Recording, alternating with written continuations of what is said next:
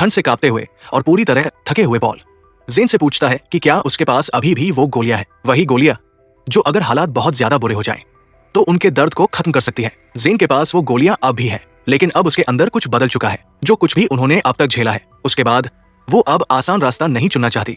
तभी पॉल अपने बचपन की एक दर्दनाक याद साझा करता है। जब वो सिर्फ 9 साल का था, उसकी मां मर रही थी, लेकिन उसे रोने की इजाजत तक नहीं दी गई थी।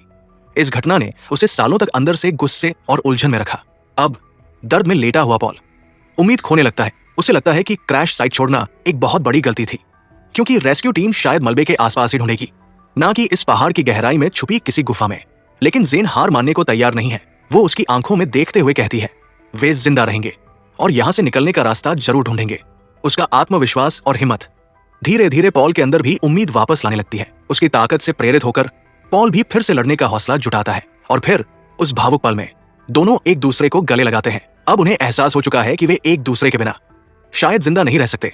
अगली सुबह तमाम मुश्किलों के बावजूद वे फिर से आगे बढ़ने का फैसला करते हैं। थोड़ा आराम करने के बाद वे अपनी यात्रा जारी रखते हैं, इस उम्मीद में कि शायद वे किसी नदी के करीब पहुंच रहे हैं जो उन्हें सभ्यता तक ले जा सके। लेकिन बर्फीली जमीन पर चलते हुए अचानक पॉल का पैर फिसल जाता है। संतुलन खोते ही वो तेज ढलान से नीचे लुढ़क जाता है और जोर से नीचे जाकर गिरता है। घबराई हुई जेन तुरंत उसके पीछे भागती है और उसे जमीन पर पड़े हुए पाती है। उसका हाथ बुरी तरह घायल हो चुका होता है। तेज दर्द के बीच पॉल जेन से कहता है कि वो एक लकड़ी ढूंढे ताकि टूटी हुई हड्डी को सहारा दिया जा सके।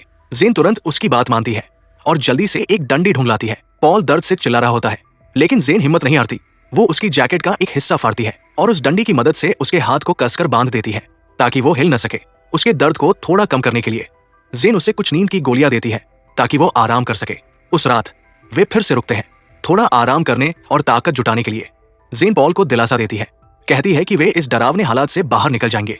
लेकिन अगली सुबह पॉल की हालत और भी खराब हो जाती है। उसका शरीर बेहद कमजोर हो चुका है और कुछ ही देर में वो खांसने लगता है, यहाँ तक कि खून की उल्टियां भी होने लगती है। अब पॉल सच्चाई समझ जाता है कि शायद उसके पास ज्यादा समय नहीं बचा है। अपनी बची खुची ताकत के साथ वो जेन से कहता है कि उसे अब अकेले ही आगे बढ़ना होगा। वो जोर देकर कहता है कि उसे हर हाल में जिंदा रहना है, चाहे इसके लिए उसे यही छोड़ना पड़े। जेन पहले मना करती है, लेकिन पॉल बार बार उसे समझाता है और आखिरकार वो मान जाती है। जाने से पहले जेन उसे नींद की गोलियों की बोतल देती है और धीरे से कहती है कि अगर दर्द असहनीय हो जाए तो वो इन्हें ले ले। जेन उसके माथे को चूमती है और दोनों एक दर्द भरा अलविदा कहते हैं।